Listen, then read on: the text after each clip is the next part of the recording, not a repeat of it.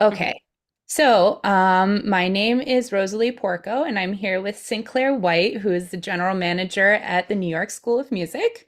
And we will dive into our questions. So, first one, can you briefly describe your current role and the size of your team that you manage? Yes, so I am the manager for the New York School of Music, and the team that we have, it composes of around 15 different music teachers that we have at the school, as well as myself and my husband Brendan, who are the managers.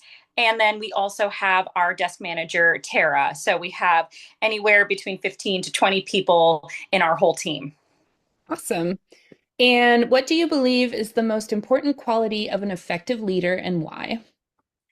I think the best quality that you can have is being able to really have a good connection with your team. I think there's a really good line of knowing between being their friend and being in a position of management, that whole kind of line between friendship and business. So I think having that role of knowing how to communicate with the people during that time at work versus a friendship, conversation or anything. There's always that good line where, you know, your teachers or whoever it is that is working with you, your team always knows how to communicate really well with you because you are great with communicating with them. Awesome. And how would you describe your leadership style and how has it evolved throughout your career?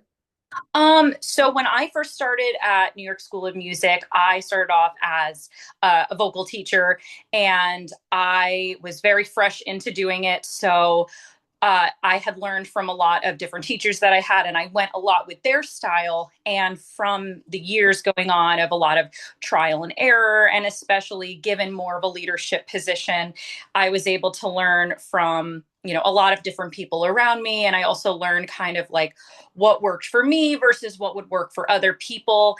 And I think also all of the different personalities and different people that walk in every day, you kind of get an idea of what works for them versus what works for other people. So I feel like I've learned to adapt to that.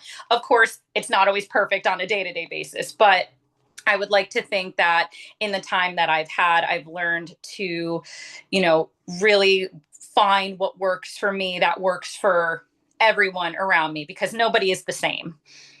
Right. Great. And so then have you had any mentors? And if so, how have they influenced your leadership style? Yes. So my biggest one actually is who I'm speaking to right now. Not to get too cheesy, right? I But did that on purpose. yeah, but really, just from watching everything that you do at the school has been such a huge influence for me. Working also with my teachers back when I was in high school and college, they showed such an incredible leadership position of showing, like how we had just spoke about before, that whole like friendship versus business line of knowing how to be very professional, but also knowing how to be very, um, just very motivating, which I think is great. So I have definitely learned from all of mine.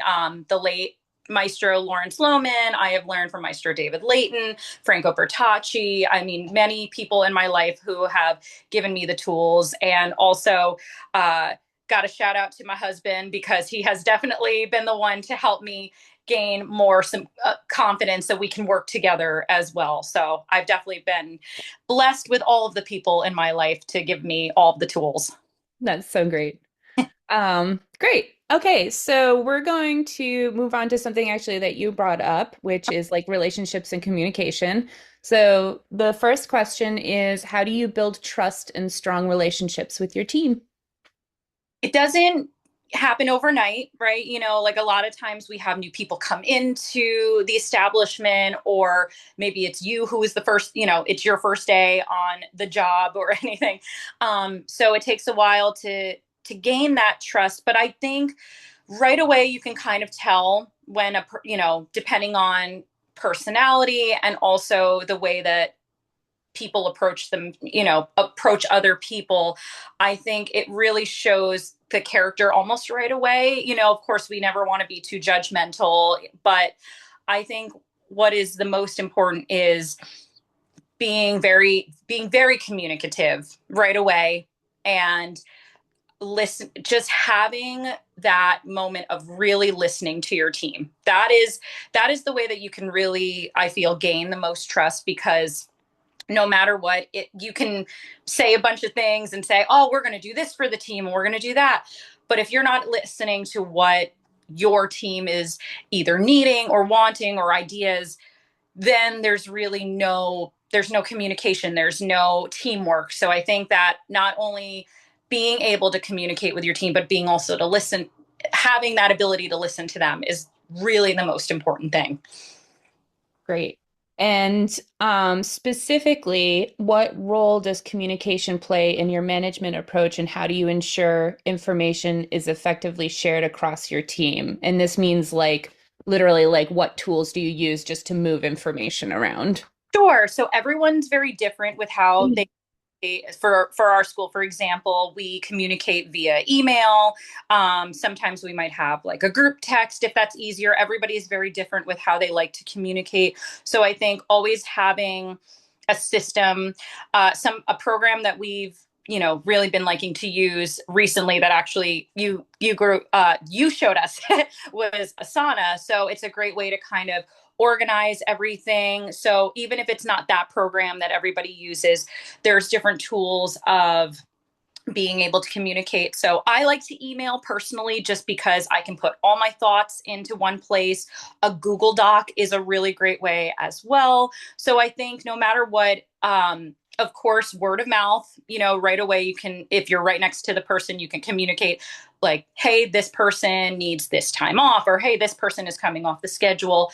But having it written out either in email style, Google Doc style, some way where everybody's on the same page and everything can get coordinated at the same time is the best way. So that way there's no misinformation. Right. Yeah. Great. Um, moving on to motivation and employee development. So, uh, this one, what strategies do you use to motivate employees with different personalities, strengths, and work styles? So good question. I think that what we are so good about at our music school is being able to, get together with our staff when we can, find great events that the staff and students can get together. So I think that no matter what we do as a school, we always find either different events that we all really enjoy, or just things that bring us all together, which is really nice. So we've done like a Halloween party at the school, or like we had our 20th anniversary party. But great ways of communicating and having a special connection with your teachers is honestly just getting to know them when maybe the students aren't there, just kind of seeing their personalities. I think something that's great is not every teacher will have a student at the same time. Sometimes there's a break where we don't have teachers, in a lesson for a while. So everybody's around. And so we get to know each other. Sometimes we play music for each other. So I think that it's such a great way to have that connection outside of work while still being in a work setting, and really bringing that, I almost want to say like that family aspect to Mhm. do the job, with, again, without there being too much of friendship versus, over business. Right. Um, so how would you say that you like get very different employees excited about like the work they're doing? So Yeah, like someone who's very introverted versus someone who's very extroverted, like that kind of thing. sure. I think so. When everybody first comes in, there's always different personalities, right? Like you said, you get the ones that are, more shy versus very extroverted. So I think the ones that are a little more introverted, having that one-on-one time with them, or, bouncing off ideas with each other. Maybe if they, if you go to them and say, hey, how is everything going? Is there anything you need help with? And again, going back to that whole communication thing of, what can I do to help you? Is there anything that you would like from me? Things of that nature. So I think that's been a huge tool to kind of see those teachers come out of their shell more, because they're being heard, which is so important to have that. While the teachers who are extroverted and are ready to just kind of go face to face with any students they have or anything, I think motivating them more by saying, hey, you really love doing this, do you want to teach this kind of workshop or this kind of class? So giving them more opportunities to expand on what they're already doing. And I think also eventually leading into that with those that are a little more introverted too, could give them a chance to shine light on what they do best. So I think always giving them the option to do more than they believe they can even do is such a helpful tool in that state. Definitely. Um, and how do you identify and develop future leaders within the organization? Well, something that's really great with our school is that we always have the students who have graduated either from high school or, anything, or have left and they come back. They're always so excited to see us again. And they are always like, oh, we want to help out. We would love to do anything we can. But those who even maybe they don't come back, or and there's just somebody who new who comes in, it's like, oh, I'm curious about learning about the music industry or anything, showing them really everything that we do and doing it with excellence is the best thing. That's actually something I learned from my late teacher, is whatever you do, do it with excellence. And so I think everything that our teachers do at our school, they all excel at. Mhm. And I think that's what makes it such a motivating thing for anyone who walks in the door and wants to continue with it. So, for example, we have a student who is now diving in more to the teaching aspect of it, and she's still willing to learn, but giving her more of the opportunities to actually, like, oh, why don't you lead our student performance, why don't run this camp for a day and see how it goes, to see what their abilities are. It shows them that we believe in them and Mhm. that they can believe in themselves. So I think that that's what makes us really special, and I think for any business that's always really important. Definitely. And can you describe a time when you had to manage conflict within your team? What was your approach and what was the outcome? Okay. So, of course, there's times where, we're human and we may not handle situations the best that we can, but all we can do in the moment is try to, at least, even if we don't come up with a solution, to at least rectify how everybody's feeling. And so, for example, I think a couple of years ago, I want to say, there was an incident where we had, a teacher and a student's parent, they weren't on the same page about something, and things were getting a little heated in the lobby. So we tried to rectify the situation by, bringing them into the office and saying, okay, what's going on, how can we take care of this?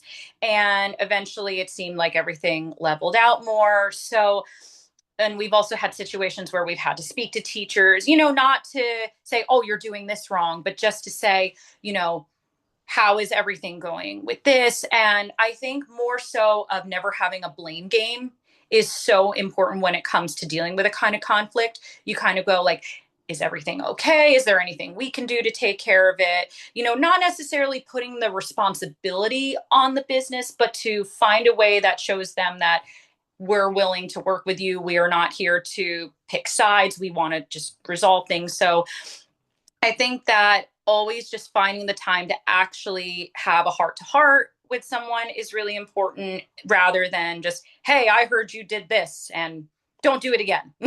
Yeah, right.